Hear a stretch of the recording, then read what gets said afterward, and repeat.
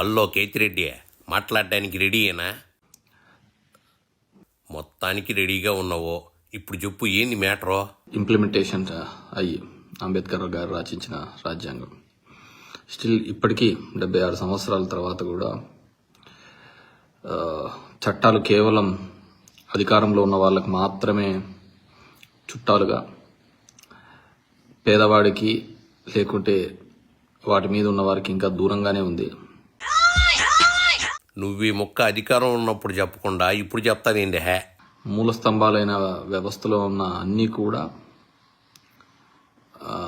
Executive body కావచ్చు, constitution కావచ్చు, media కావచ్చు, జ్యుడిషియరీ కావచ్చు, ఆల్ గాట్ కరప్టెడ్.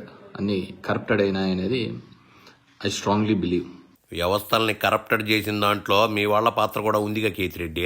ఆ ఊర్లో అవి చేసుకుంటూనే కాలం గడుపుతున్న సమయం తర్వాతనే కదా ఒక ప్రాపర్గా వచ్చినది. కానీ ఆ రోజు రిగ్గింగ్ అనేది పేపర్ బ్యాలెట్ల మీద చేస్తూ ఉండేవాళ్ళు. ఈరోజు ఆ రిగ్గింగ్ అనేది ఈవీఎంస్ మీద ఎవరికి ఎట్లా కావాలో అలా జరుగుతుందనేది I still believe in that. నేను పూర్తిగా దాని మీద విశ్వసిస్తాను. ఓహో, ఈవీఎంల మీద అనుమానాలు ఉన్నాయా?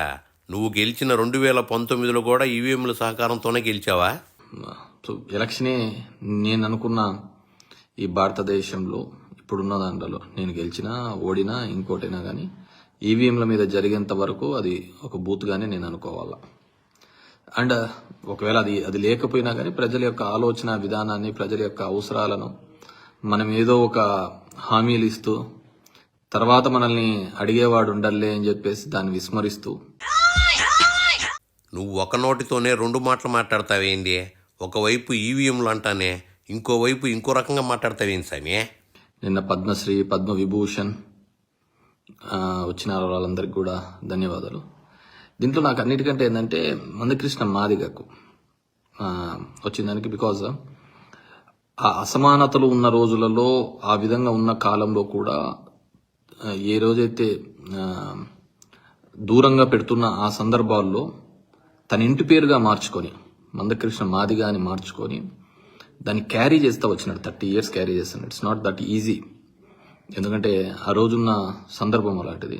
I really appreciate. నాకు పెద్దగా పరిచయం లేకపోయినప్పటికీ కూడా నేను అనుకునేవాడిని. ఏంది కేతిరెడ్డో, మందకృష్ణ నట్ట ఆకాశానికి ఎత్తేస్తున్నావు? నువ్వు ఎంత ఎత్తినా ఆయన మీకు మద్దతు ఇవ్వడం. వేరే ముక్కుంటే చెప్పు. రిగ్గింగ్ ఆ రోజు పేపర్ బ్యాలెట్ల మీద జరుగుతుంటే ఇప్పుడు ఇవి. సో నేనేం జరగలేదని కాదు, నేను కూడా ఎప్పుడు చెప్పేవాడిని. మా నాన్న వాళ్ళు కూడా 94లో రిగ్గింగ్ చేసినారు, అప్పుడు ఓడిపోయినారు. రిగ్గింగ్ చేస్తే ఎవరైనా ఓడిపోతారా కేతిరెడ్డి? మీ నాన్న పక్క పార్టీకి రిగ్గింగ్ చేశాడా ఏంది?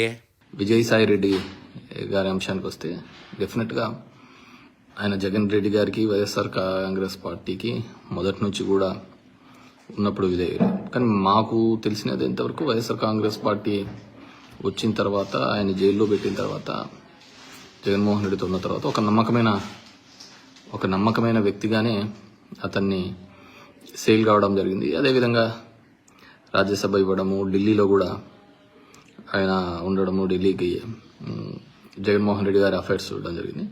కానీ గవర్నమెంట్ వచ్చిన తర్వాత వైజాగ్, ఉత్తరాంధ్రకు ఆయన ఇన్ఛార్జ్గా ఉండడం, సమ్ నెగిటివ్ పార్ట్స్ కూడా ఉన్నాయి. సో వాట్ ఎవర్ మేబీ ఆయన ఇప్పటివరకు ఏం మాట్లాడలేదు దాని గురించి. కానీ డిఫరెంట్గా మాట్లాడుతున్నారు. మన వాళ్ళ అల్లుడు దాని మీద కాకినాడ సెజ్కి సంబంధించినది ఉన్నాయని, ఇంకా కొన్ని ఉన్నాయని. డెఫినెట్గా ఇప్పుడు ఉండేదన్నీ కూడా ఇవే కదా. ఒక ఈడీతోనే సిబిఐ, ఈడీ ఈ వ్యవస్థలే కదా ఎవరినైనా కానీ ఎనీ గవర్నమెంట్ని కూడా బెండ్ చేస్తున్నాయి ముఖ్యమంత్రులు. దాంట్లో విజయసాయి రెడ్డి పెద్ద అతీతుడు కాదని నేను అనుకుంటున్నాను. సో ఆయన లేదు అనుకున్నా కానీ దీనికోసమే ఉన్నాడనేది ప్రతి ఒక్కరికి తెలిసిన విషయం. లేకుంటే దెర్ ఇస్ నో ఇష్యూ. ఏం రాజకీయం చేయలేని పరిస్థితి, ఇప్పుడు చెప్పలేని పరిస్థితి అంటే ఆయనకేముంది. విజయసాయి సిబిఐ, ఈడీకి భయపడేవాడే అయితే జగన్తో పాటు జైలు కిందకి వెళ్తాడో? అప్పుడే అప్రూవర్గా మారిపోయిండోడుగా. Whatever maybe Sai Reddy అంశం కావచ్చు, ఇంకో అంశం కావచ్చు, వైఎస్ఆర్ పార్టీకి వచ్చే పెద్ద నష్టం ఏం లేదు. ఎందుకంటే నేను మొదటి నుంచి చెప్తూనే ఉన్నా, వాళ్ళ ఇంట్లో వాళ్ళే ఇతను వ్యతిరేకించినారు. వాళ్ళ ముందు చూస్తే వీళ్ళు పోయేవాళ్ళు కావచ్చు, ఉండేవాళ్ళు కావచ్చు, ఇట్స్ నాట్ బిగ్ డీల్ అని నేను అనుకుంటున్నా. పార్టీలో ఎవరు లేకపోయినా జగన్ ఒక్కడు ఓటేస్తే చాలంటావు అంతేనా? ఇంట్లో సొంత చెల్లినే ఇతని నాశనాన్ని నిరంతరం కోరుకుంటా ఉంది. అది చంద్రబాబు కన్సర్నర్లో ఉండో లేకుంటే ఇంకోరు కన్సర్నర్లో నడిపిస్తున్న విషయం మనం చూస్తున్నాం. అలాంటి వాళ్ళ ముందరనే వాళ్ళనే ఎదుర్కొని ఇవన్నీ కాదు అని చెప్పేసి షర్మిల జగన్ నాశనాన్ని కోరుకుంటుందని చెప్తున్నా. ఒకప్పుడు జగన్ కూడా షర్మిల నాశనాన్ని కోరుకునే ఏ పదవి ఇవ్వలేదుగా. ఒక్క జగన్మోహన్ రెడ్డిని ఎదుర్కోవడానికి సిపిఐ, సిపిఎం, కమ్యూనిస్టు సోదరులతో పాటు అదేవిధంగా జనసేన, టీడీపీ, బీజేపీ, దేశంలో రాహుల్ గాంధీ, మోడీ కొట్లాడుకుంటున్నా కానీ మన ఆంధ్రప్రదేశ్లో మాత్రం వాళ్ళిద్దరు కలిసినారు. అన్ని పార్టీలు ఒకరు సైడ్ ఏకమైనారు అంటే దట్స్ నథింగ్ బట్ ఇక్కడ అంత బలమైన నాయకుడు ఉన్నాడు, బలమైన నాయకత్వం ఉంది కాబట్టి అంతమంది ఏకమైనారు. మొత్తానికి 11 సీట్లు వచ్చిన జగన్ని మగాడు మొనగాడు అంటావు అంతేనా? చెప్పిన దొరుకు జాలుగానే ఇంక నువ్వు బయలుదేరు.